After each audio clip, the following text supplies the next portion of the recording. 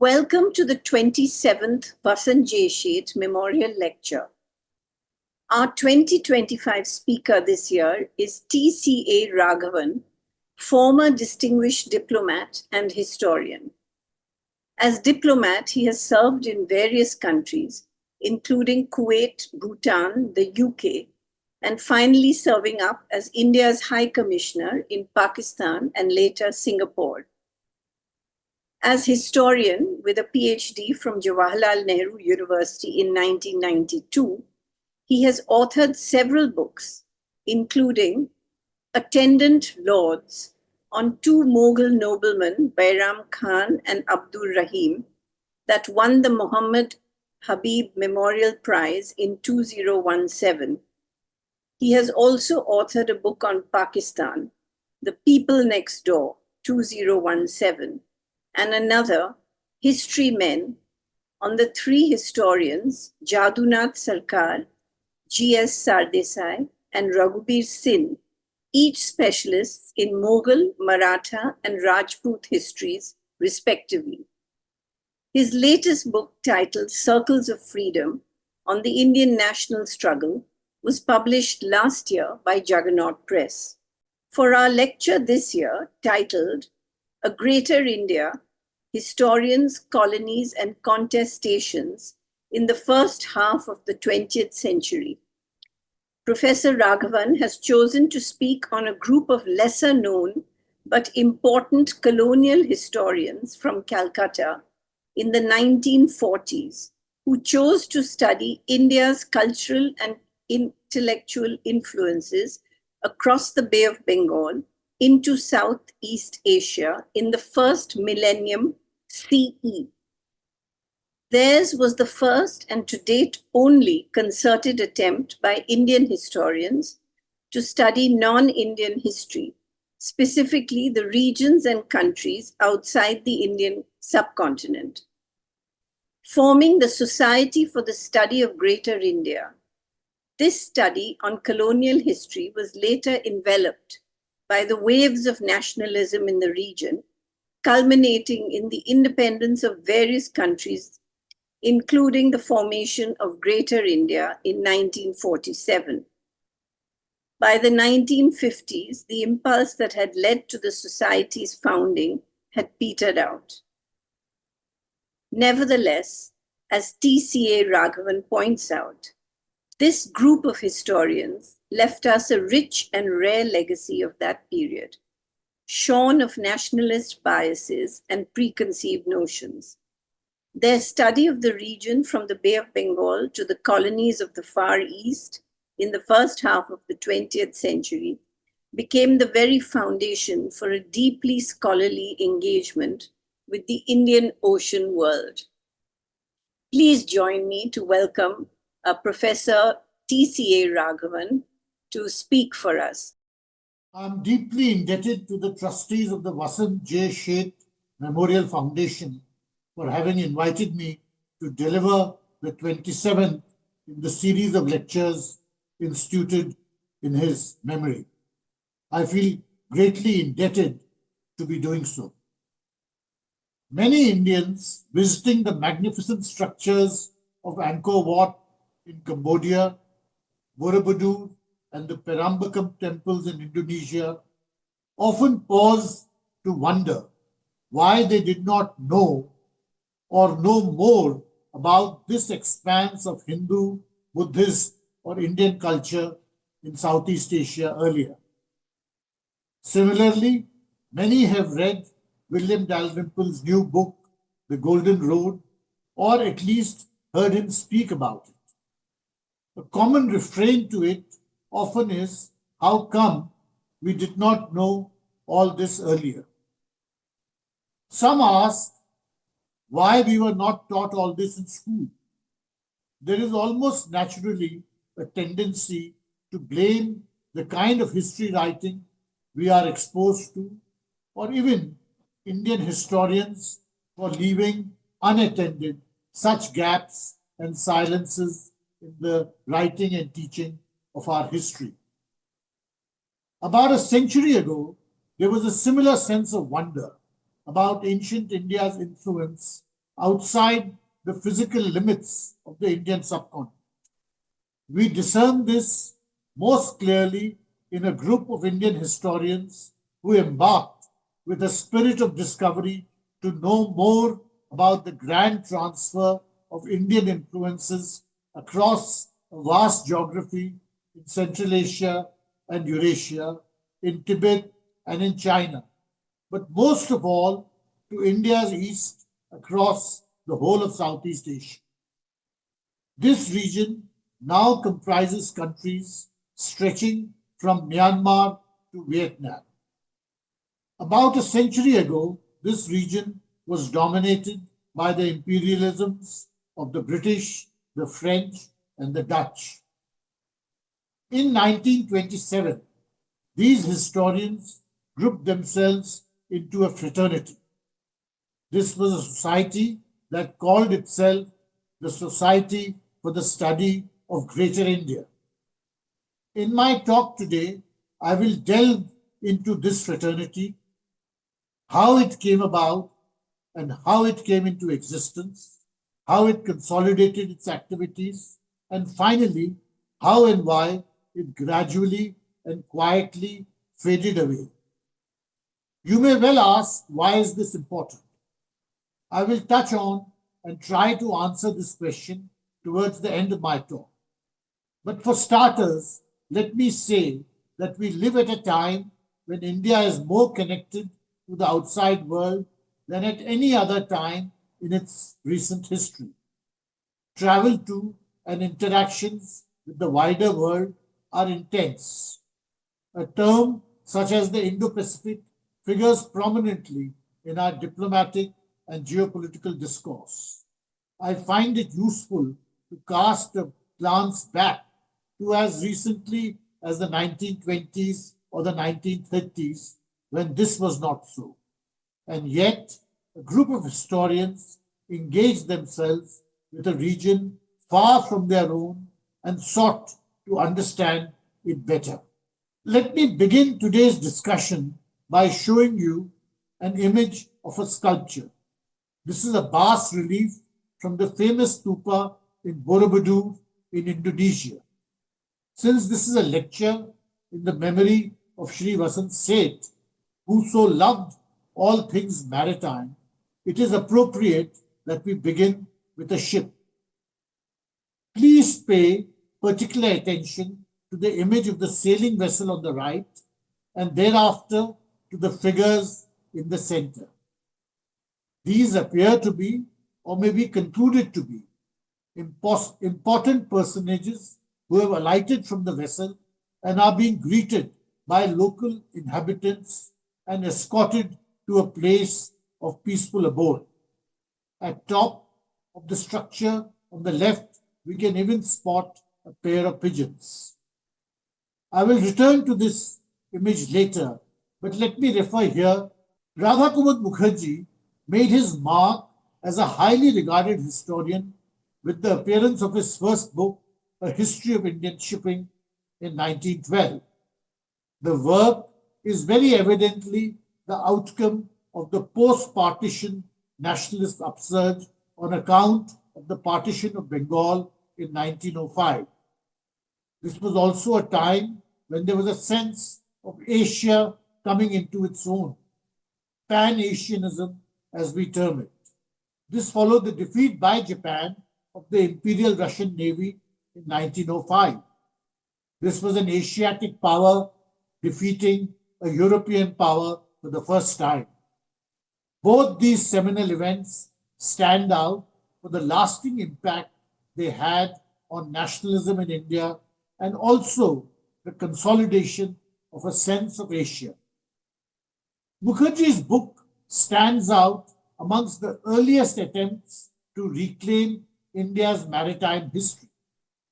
This was an endeavor consistent with Mukherjee's nationalist leanings, given that India's colonial status was an outcome directly flowing from Britain's mastery over the oceans.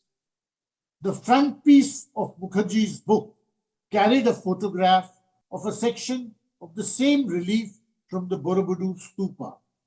This image is captioned, quote, Indian adventurers setting out to colonize Java, unquote.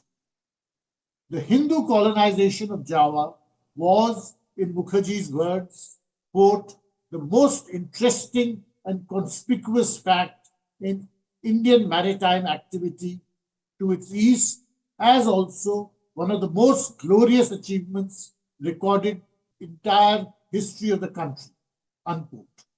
If the origins of this colonization were believed to be from Kalinga on India's east coast, Mukherjee said that he had found evidence in Java's native chronicles that transfers the credit of its colonization from Kalinga on the east coast to Gujarat on the west.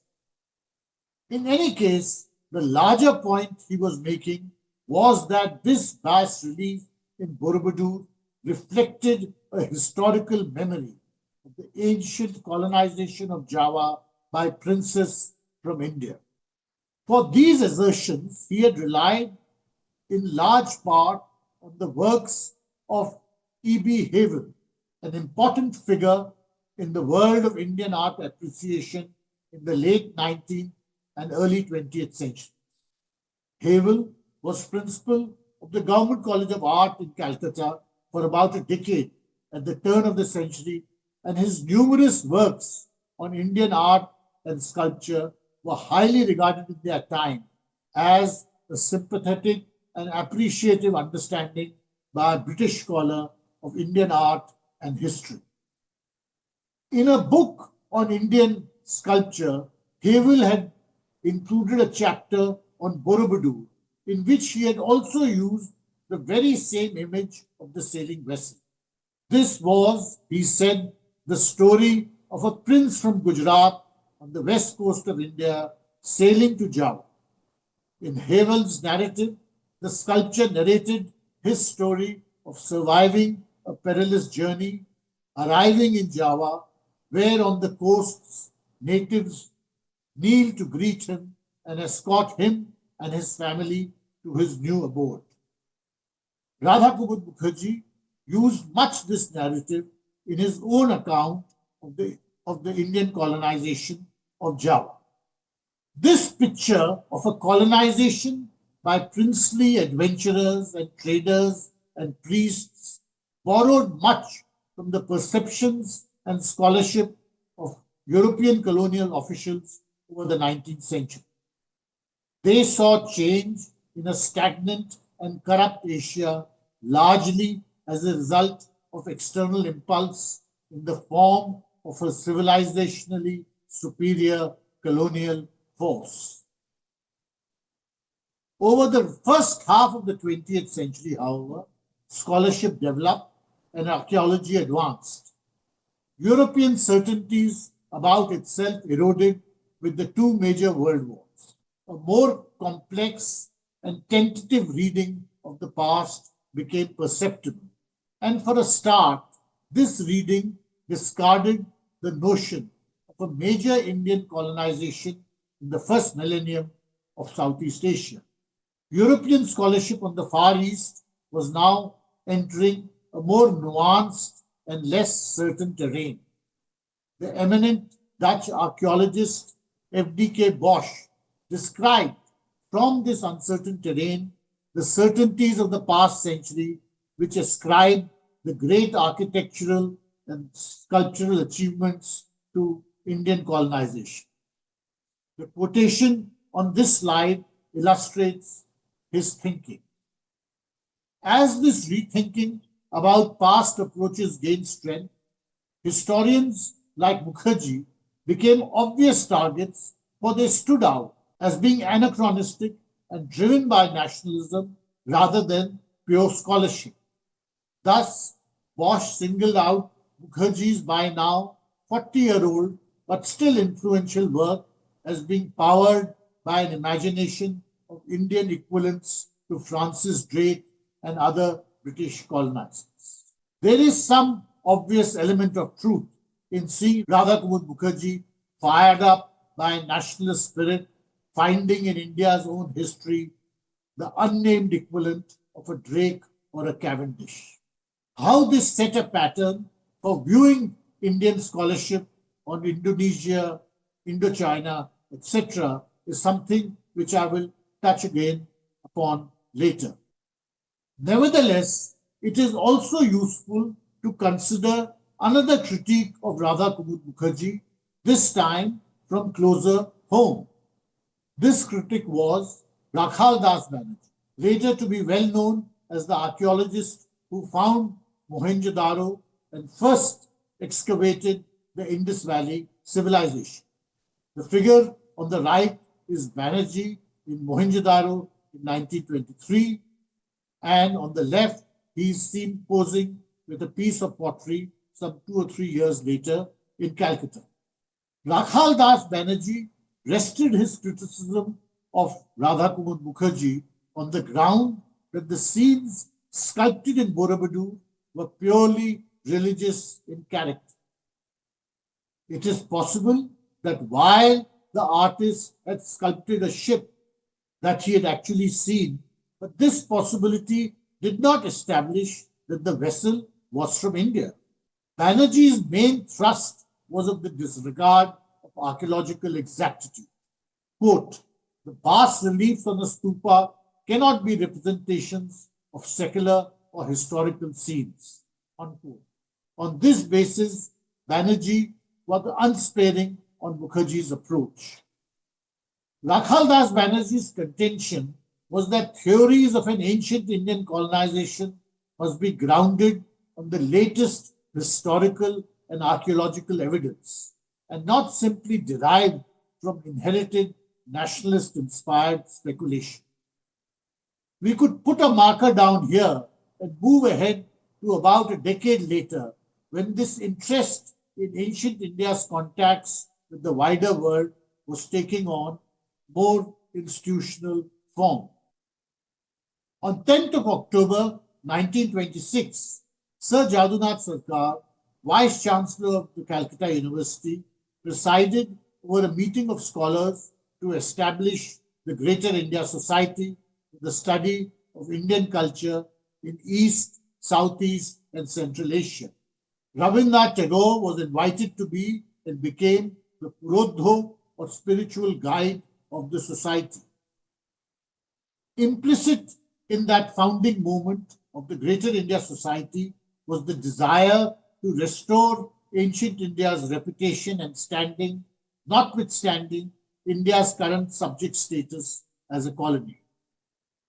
It was simultaneously also a pedagogic project.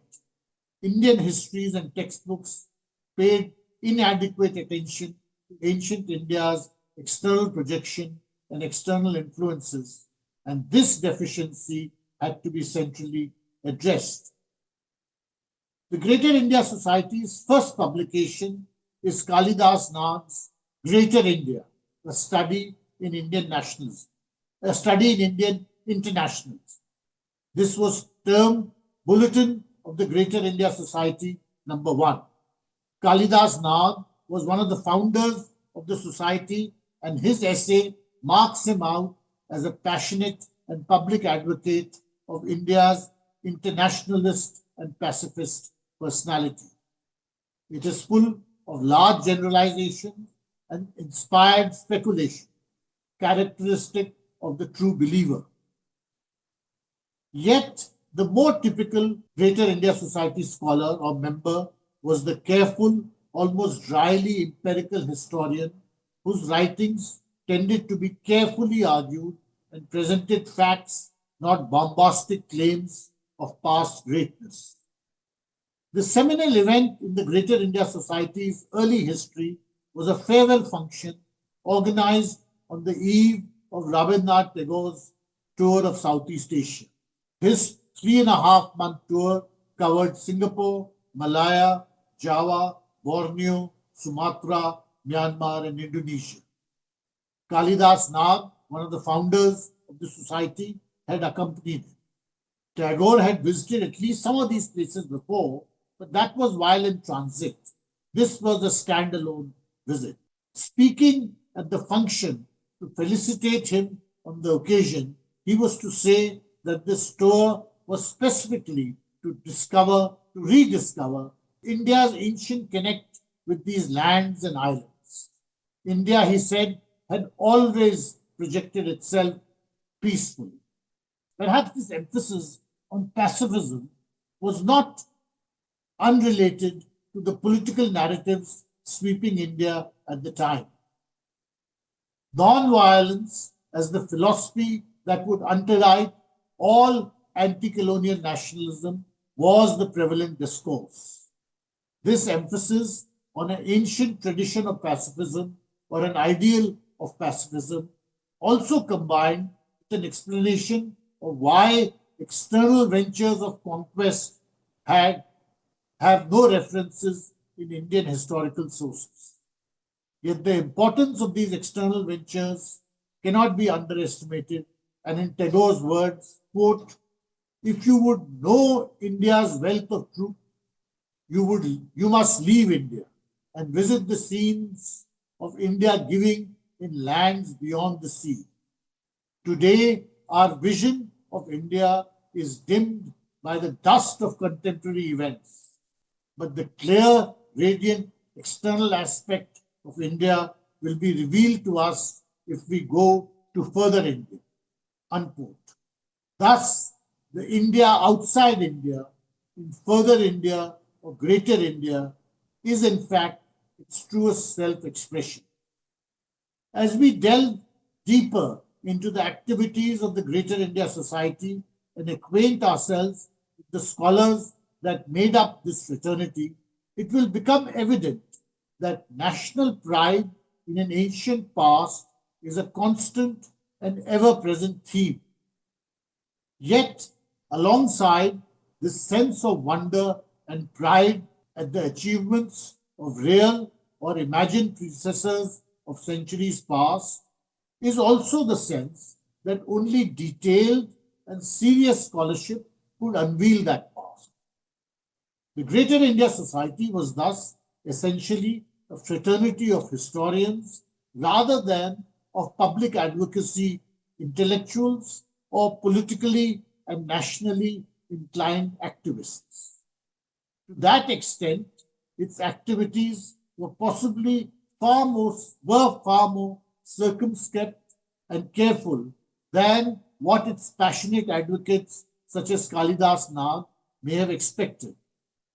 Thus, while the themes that so interested Tagore and which he articulated in his address to the society do underwrite the broad approach of this scholarship, nevertheless, the actual histories and writings that emerged from Greater India Society scholars was more concerned with the minutiae of issues rather than their broad philosophical and poetical expression. The early works of the Greater India Society illustrate this. The passionate advocacy of Bulletin Number 1, which was Kalidas Nag's book, stands out in contrast with the sober empirical approach of the others. This series of early bulletins came to an end with the Society starting its own journal in 1934. The Journal of the Greater India Society was published regularly from that year onwards for about a quarter of a century. The foreword in the first number of the journal was a handwritten message of Rabindranath Tagore. In it, he repeated the point he had made at the Society's founding, that the true meaning of India could only be found outside it in Greater India. Each issue of the journal reproduced on its inside cover the founding aims and objectives of the Society. The scope of study and focus of the Society pointed to Greater India as being the principal area of interest. The terms used in its aims and objects to describe the vast geographical expanse of what it felt constituted Greater India now are largely forgotten and perhaps sound somewhat archaic. Sir India refers to modern Xinjiang in China. India Minor refers to India itself. Indochina to Southeast Asia, and insular India to island Southeast Asia. China, Korea, Japan, and other countries of Asia are also referred to as comprising areas of interest of the Greater India Society. There is, however, no separate mention of Ceylon and Burma or Sri Lanka and Myanmar, but possibly the presumption was that these did not need to be specified as they fell within India as it was then constituted. However, a simple summary of the spread of the articles in the journal would be that by far the strongest focus of the Greater India Society was on India's ancient contacts with Southeast Asia and in particular with present-day Indonesia, Malaysia, Cambodia, and Vietnam. Who were the scholars who comprised this fraternity of historians? Some names have already been encountered, and they are those who had contributed the early series of bulletins and publications of the Greater India Society. Prabodh Bagchi, N.P. Chakrabarti, B.R. Chatterjee, Upendranath Bhosal, and of course Kalidas Nar. This was predominantly, but not exclusively, a Bengali fraternity. Some of India's best-known historians, then and now, can also be found in this grouping. Two names stand out in particular, R.C. Majumdar and Nilakantha Shastri. Both wrote prolifically on India's ancient contacts with different parts of Southeast Asia, and the titles of some of these works, which remain in print and popular to this day, convey the basic thrust and framework of their approach. However, neither Nilakantha Shastri nor R.C. Majumdar was principally or exclusively a Greater India scholar only. Each had wide-ranging interests across Indian history and published accordingly. Shastri is best known as a historian of South India, with his books on the Cholas and the Pandyas being considered his landmark works. R.C. Majumdar similarly was best known for his works on ancient India and as an editor of multi-volume works on Indian history. The expansion of India's cultural footprint remained the principal and exclusive interest of others in this fraternity. Himanshu Bhushan Sarkar contributed regularly to the Society's journal. B.R. Chatterjee similarly retained a sharp focus on ancient Java and Cambodia throughout his life. Others from the fraternity moved on to more general interests, including working for the Archaeological Survey of India, such as N.P. Chakravarti. In this category also falls Bahadur Chand Chhabra from the other end of the subcontinent in faraway Kohat in the then Northwest Frontier Province. He is incidentally another example of the minority non-Bengali element in this fraternity. From its earliest days, the Greater India Society confronted the criticism that its approach was derived from an overdose of nationalism because of the psychological burden imposed by India's own colonial and subject status to a European power. To many, it therefore seemed that ancient Indian colonies were being invented or conjured up as a pushback to compensate for current subjugation. This was a widely shared sentiment, and there was obviously some truth in this criticism. The nationalist element was, as I said, undeniably present in the establishment of the Greater India Society. In later years, the scholar Himanshu Bhushan Sarkar, in his recollection of the formation of the society, noted that it was a response to the dominant British narratives of a haughty imperialism and a denial of the Indian legacy of a rich civilization and culture. Yet, in the main, the Greater India Society was comprised of careful and serious historians. Many of them were conscious of the perils of historical bias and often examined each other's works from this perspective, very similar to Rakhal Das Banerjee's treatment of Radha Kumud Mukherjee. Nevertheless, criticism of an India-centric approach remains strong, especially from European scholars. Thus, a noted Dutch scholar, C.C. Berg, was to criticize Himanshu Bhushan Sarkar's first book when it appeared in 1934 with the title Indian Influences on the Literature of Java. Berg said that the book suffered from, quote, the preconceived idea that the Javanese could do nothing but borrow from India, unquote. Sarkar's response to this critique had been a spirited one. Quote, how can Dr. Berg explain the fact that 70% of the old Javanese words are of Sanskrit origin, that all the ancient inscriptions of Java are written in Sanskrit, unquote. About a century later, a new edition of Sarkar's book appeared with a revised title, quote, The Literary Heritage of Southeast Asia. It led, however, to similar reactions. To one reviewer, it appeared that Sarkar's true purpose was to prove that everything that is worthwhile in Southeast Asia was bought from India. Others in this fraternity similarly confronted such views and criticism.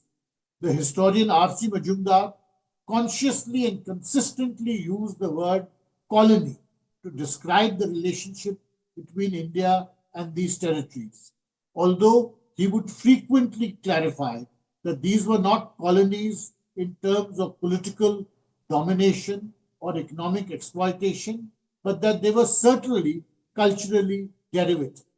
On the issue of the local culture and civilization, whom the first Hindu or Buddhist colonists had come into contact with, Majumdar's conclusion invariably was that the archaeological evidence established that the local people were in a state of Neolithic culture. He would sometimes concede that, quote, these primitive people were not savages or barbarians, unquote, but he would warn against the assumption of a high degree of culture in the communities whom the Hindu and Buddhist colonists settled. His general point was that there was a trend to overemphasizing the local culture the Hindu or Buddhist colonists had first come in contact with and to attach a far greater value to it than the influences which came from close and intimate contact with India. This conclusion, quote, to exaggerate the local factor and belittle the importance of the Hindu element, unquote, was to him characteristic of certain classes of writers. Regardless of the contours and merits of this debate, the fact is that the larger context in which this scholarship was embedded was rapidly changing.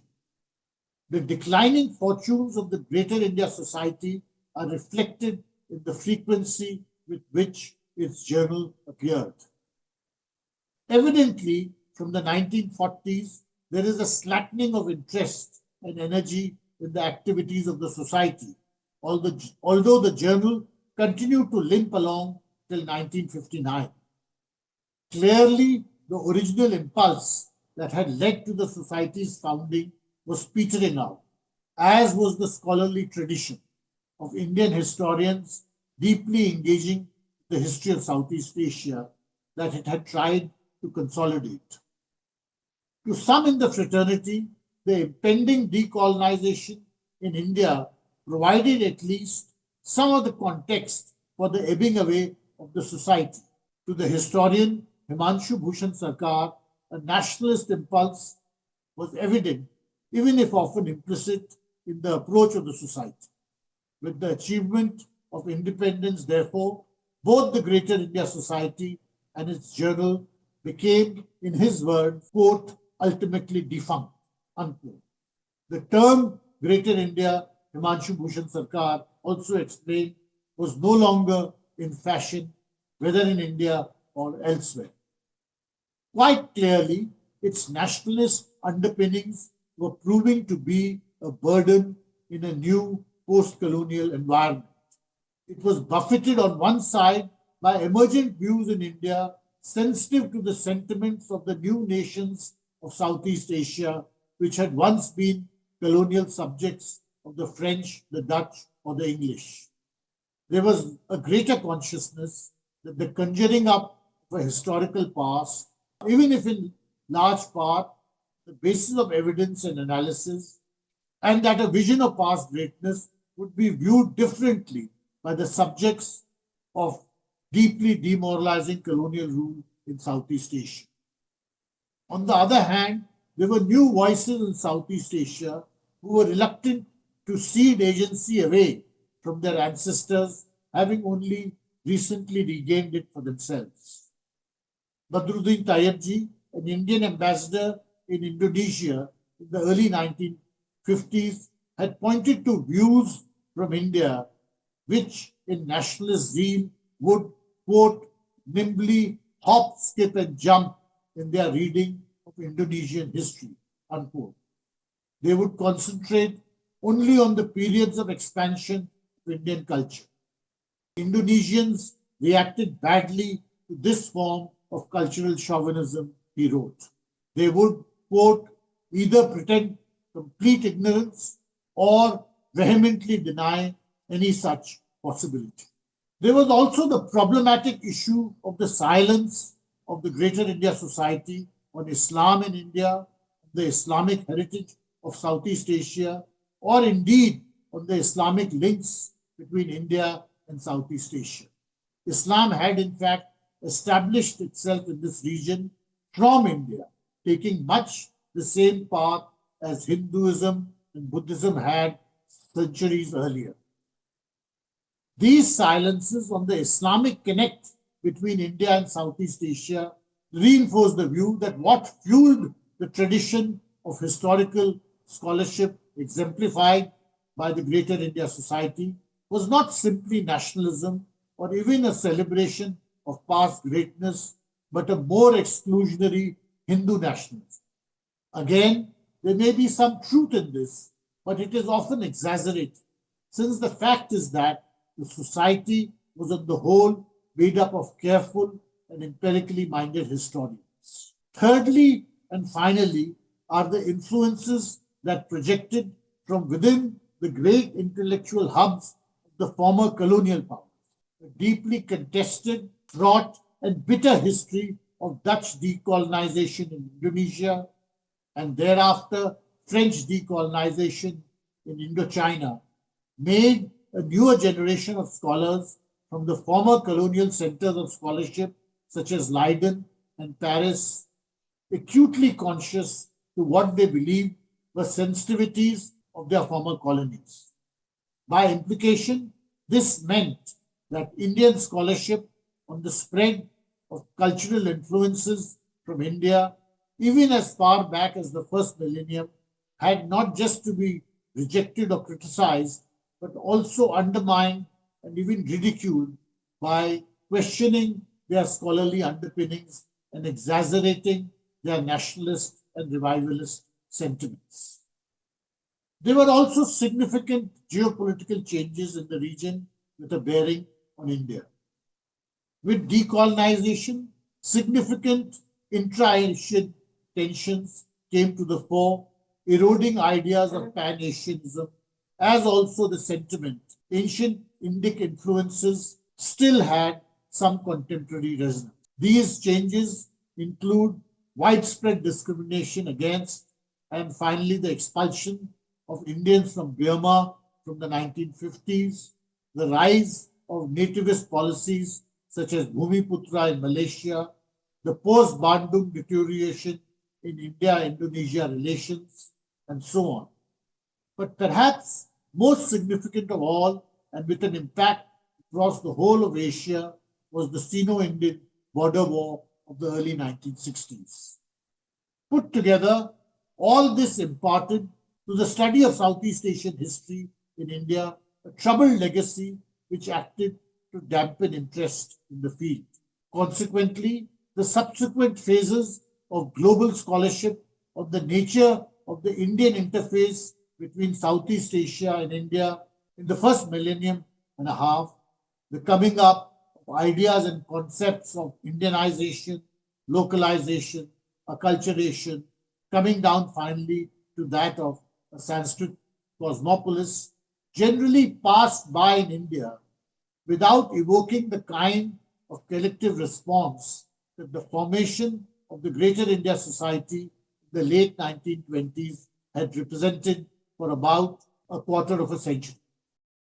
This is now slowly changing, but only slowly, as a new generation of scholars from India have turned to the study of Southeast Asia again, but informed this time by the perspectives of maritime connections and global history.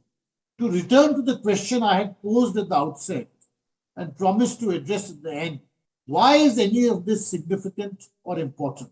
Perhaps some significance should be attached to the fact that the fraternity of scholars that comprise the Society for the Study of India, that comprised the Society for the Study of Greater India from the late 1920s, represented an unusual moment in Indian historiography. It was the first and perhaps to date the only concerted foray by a cohort of historians from India into the history of regions and countries outside the Indian subcontinent. The members of the Greater India Society may well have disagreed with the suggestion that they were pioneers in the study of non-Indian history. In their view, they were studying Greater India, a vast region physically distant from India, yet one they saw permeated with symbols, ideas, religions, scripts, languages, and literature from India for over a millennium. Today, India is strongly connected to that very region in economic and commercial terms. A category such as the Indo-Pacific dominates our geopolitical discourse.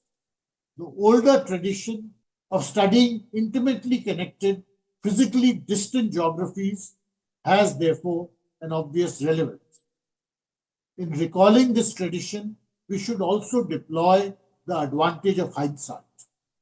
With hindsight, it is possible to locate the Society for the Study of Greater India and the scholars of ancient India associated with it in a more benign framework rather than seeing it simply as nationalism-inspired scholarship. Southeast Asia, in the first millennium and a half, presented itself as an enigma to historians of ancient India. Here was a region far removed from India with archaeological and epigraphic evidence, structures and inscriptions that they were immediately familiar with and had some of the requisite knowledge and tools to investigate and comment upon. The context of their times determined the general direction of their scholarship and its numerous biases. But at the core, their interest was fueled and sustained by their knowledge of ancient India. To many in this fraternity, the resultants of their research provided an argument against those who had projected an India hemmed in by its continental borders and insulated from the wider world. Its cultural projections into Southeast Asia and up to the borders of the Pacific was a vindication that this was not so. In a sense, then, the Greater India Society was an incipient, even if ultimately failed attempt for Indian scholars to study India in the context of its wider global history. From that failure, we could perhaps start again. Thank you very much, and may I, in conclusion, again convey my deepest thanks to the trustees of the Vasant Sheth Foundation for having invited me to deliver this lecture. Thank you.